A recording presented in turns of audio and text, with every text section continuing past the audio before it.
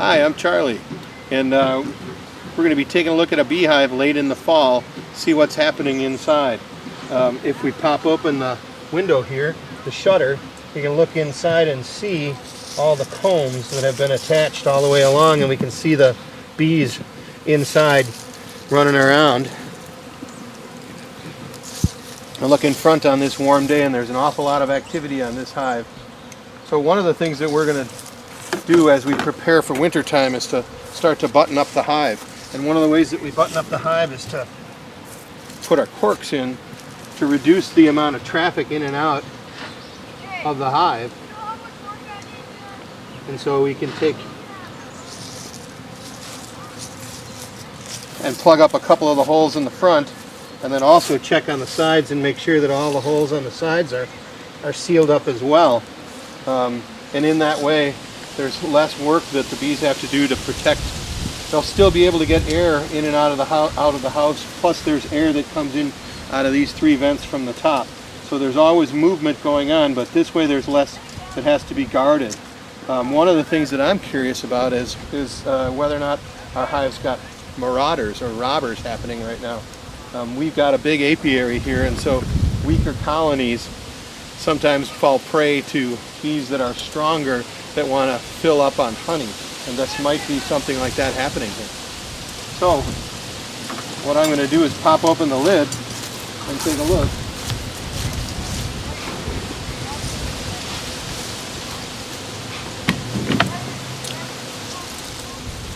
So inside we've got the hive all put together, and we can see from the way the bars are laid out that we've got a couple of them that are doubled up, and then we've got a bunch of bars up front here that the bees have propolized or sealed shut.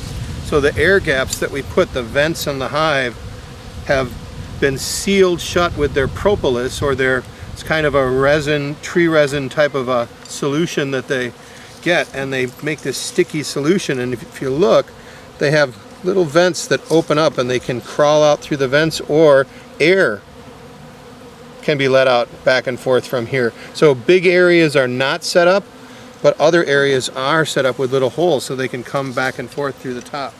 Okay. So one of the things that we're also doing is feeding fondant, or feeding the bees while there's still time. So in this late season when the bloom is gone and there's still a lot of sunlight and heat, the bees have nothing to eat when they go out and forage. So one of the things that we need to do is to feed them. So we create a sugar solution, or sugar syrup, and we're able to fill that syrup solution, almost like our honey, into a jar with little holes poked in it. And if you look close at the holes, you can see the nectar comes right out, and the bees can come over and grab that. And what we do is we put that on the end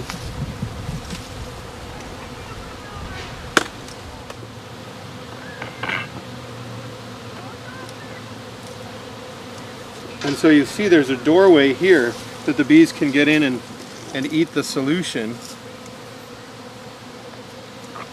And then we turn this upside down and place it on the back here.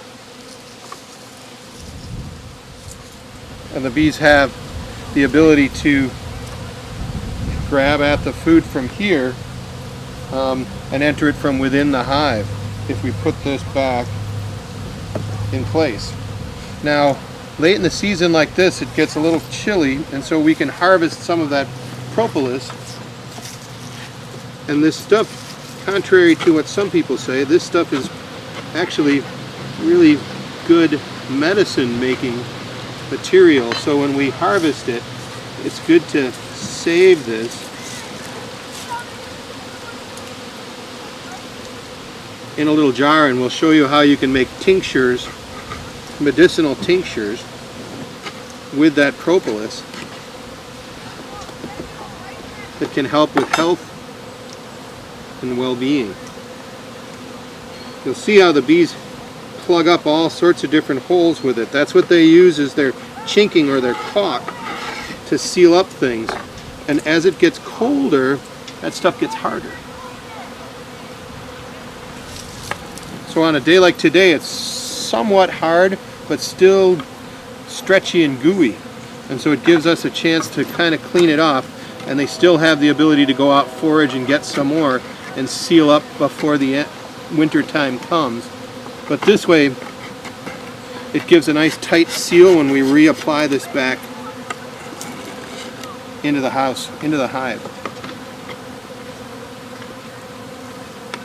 So with all the entrance, with all the sides cleaned off, with all of this,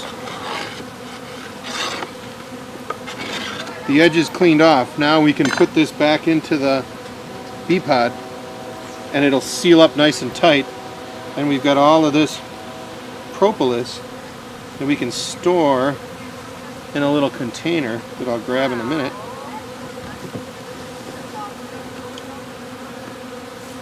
And it seals up for the winter time, and we can now just come in and replace that on a daily or weekly basis, depending on how quickly they go through that.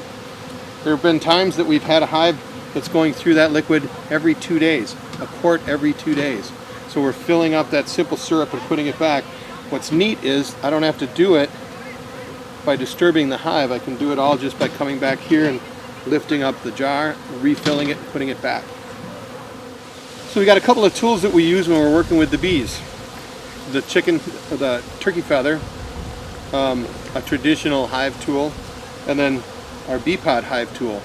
And between these three tools, we can get inside of the hive, even on times like this in the years where it's very sticky with propolis. So we use our tool as a lever to be able to crack open, and you just heard that cracking sound, crack open the hive, and we can lift out the combs to see what's going on inside of them. There's a little bit of nectar being stored on the bottom of, on the inside of these. I can see it with the shininess that you can see in the sunlight. If you turn this into the sun the right way, you can see the shininess inside of some of the comb that's got some honey in it.